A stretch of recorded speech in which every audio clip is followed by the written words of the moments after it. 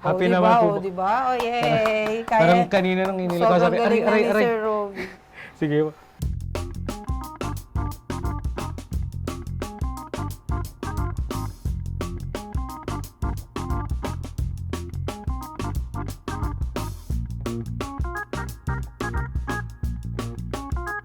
Behind every business decision is a story.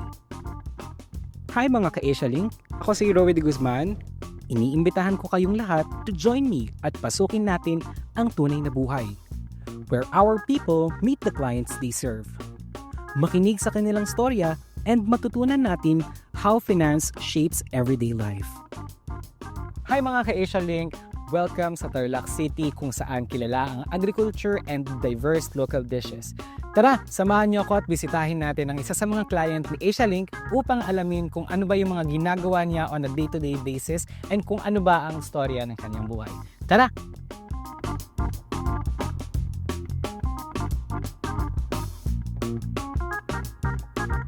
Hello, ako nga si Remedios Guzman, may-ari ng Meg Beauty Salon. Pwede niyo po ba kaming bigyan pa ng more information kung sino po ba si Miss Meng? Actually, nung hindi pa ako nag-i-start na mag-salon, nag-college ako, so nagkaroon ako nagbuntis ako agad. So kailangan ko nag-stop ako ng pag-aaral pala.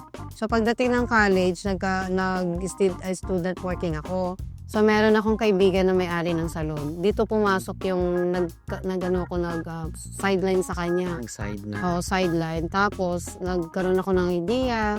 Dati wash-wash lang ng hair, tapos walis-walis. Paano ba naging passionate yung isang Miss Meng sa pagiging hair technician? Passion ko talaga to.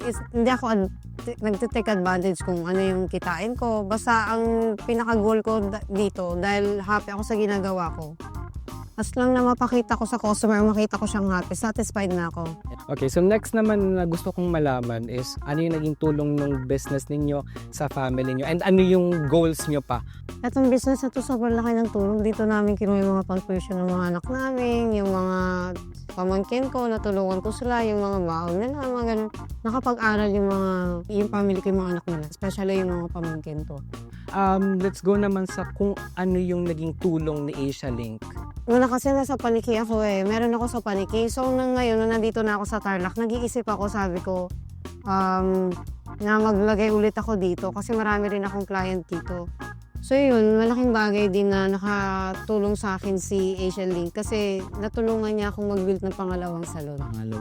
So ngayon, yun, ini-enjoy ko na rin ganun yung tulong nila. Sa interview na to, parang gusto ko din kahit papanong matry ang kung ano yung ginagawa nyo as a hair technician. Can you share some of your knowledge sa akin para ma-experience ko din and siguro pwede ko din siyang gawin in the future? Pwede na ba? Yes, Sige ma'am, tara.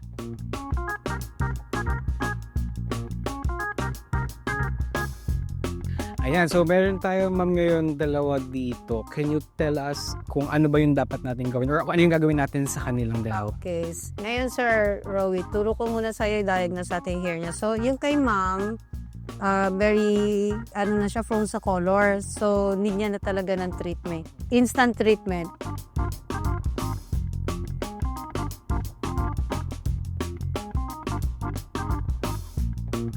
Pag kunyari kumuha ka ng hair na ganito, make sure na mako-cover mo siya ng pantay. Yun lang yung technique doon. Kahit nagmamadali ka ba, kailangan mako-cover up mo siya lahat.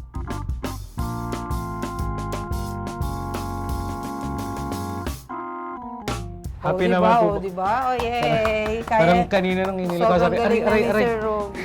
Sige.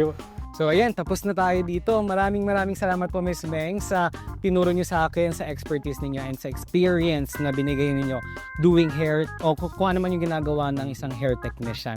Maraming salamat. Thank you rin, Sir Rowie, kasi isa ako sa napili yung maggaganito. But kung gusto mo ulit-ulitin na. Babalik ako dito sa... Salamat din at natuto ka pa rin. Una na po ako. Yes. Bye-bye. God bless. Thank you.